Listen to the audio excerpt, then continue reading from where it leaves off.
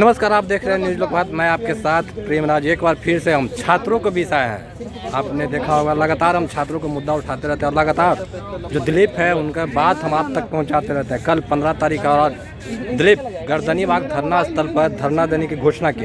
किस मुद्दे को लेकर पहुंचेंगे, कितने छात्र होंगे, तमाम सवालों को जानेंगे हम डायरेक्ट दिलीप से।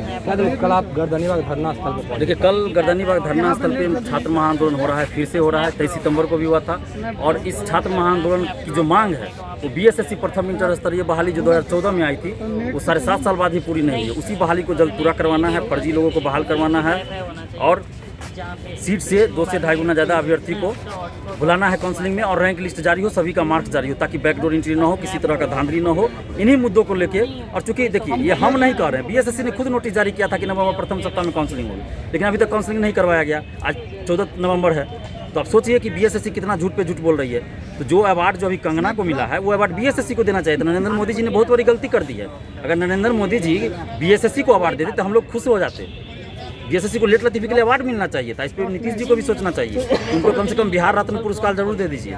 और आप तमाम परीक्षार्थियों से भी हम आग्रह कर रहे हैं कि कल आप लोग भारी संख्या में पहुंचे, क्योंकि ये आप सबकी लड़ाई है, आपके हक और अधिकार की लड़ाई है, किसी एक की लड़ाई नहीं है। और जब तक एकजुट होकर नहीं लड़ेंगे तो फिर सरकार और आयोग इसी तरह मनमानी और तानाशाही करती रहेगी। इसलिए अब जरूरत है एकजुट होइए।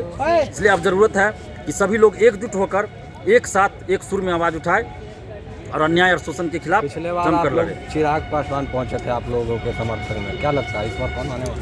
देखिए, कौन आएंगे नहीं आएंगे तो हम नहीं कह सकते। हमने किसी को बुलाया नहीं था। जो लोग आए उनका स्वागत किए, लेकिन आने के बाद भी वो लोग को जो करना चाहिए नहीं किए। जो उम्मीद हम लोग को थी। किसने सवाल खड़ा कर दिया? हमने तो अभी भी सवाल हम खड़ा कर रहे हैं। हम तो सवाल 2 साल से नेताओं पे खड़ा कर रहे हैं कि जब आपका मकसद सही है तो फिर आप उस चीज़ को कीजिएगा ना। आप आंदोलन में आए तो फिर आप उसके लिए क्या किए आप सिर्फ आ गए, चेहरा दिखा दिया, ऐसा नहीं होना चाहिए। आप जाके सचिव से मिलते, आप वो चीज़ करवाते, लेकिन वैसा तो कुछ हुआ नहीं। तो फिर आने से क्या फ़ायदा? जब अपने कार्यकर्ता के साथ आप सड़क पे उतरते, वैसा तो नहीं कर रहे हैं। अपने कार्यकर्ता के साथ भी सड़क पे नहीं उतर रहे हैं, तो फिर ये तो कहीं ना कहीं गलत हो रहा है। क्या लग रहा है पिछले बार के मुताबिक जो 15 तारीख को आप लोग आंदोलन करें, कितने लोग जुटेंगे? देखिए, उससे तो कम से कम बहुत ज़्यादा भीड़ रहेगा इस बार बहुत ज़्यादा भीड़ रहेगी। लेकिन कितनी भीड़ आएगी ये तो मैं भी नहीं कह सकता। लेकिन मेरे पास आंदोलन करने से मना कर रहा है। नहीं, मना किसे कर दिया? हम लोग के पास परमिशन भी है। नहीं, मतलब कहना है सरकार को कि आप आंदोलन नहीं कर सकते हैं, जो सरकारी कर्मचारी हैं वो भी नहीं कर सकते हैं। ये तो डराने के लिए किया गया था, लेकिन हम लोग मूर्ख थोड़े हैं। इन नेताओं की तरह मूर्ख नहीं ना। हम लोग पढ़े लिखे हैं, हम लोग को संविधान का ज्ञान है। हम संविधानिक अधिकार है, मौलिक अधिकार है अपने हक और अधिकार के लिए शांतिपूर्वक धरना प्रदर्शन आंदोलन का। तो यह अधिकार हमसे कौन छीन लेगा?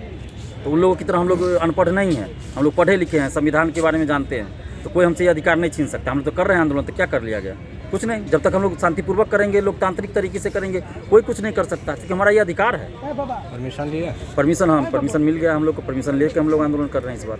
यहाँ पे एक लड़की भी है, उनसे जुड़े हैं। कहाँ से आए हैं? पटना सिटी से। क्या मांग है, किस मांग को लेकर आप गर्दनीबाग पहुँचने वाले हैं आप लोग? बस बहाली समय पर पूरी होनी चाहिए, सरकार से यही मांग है।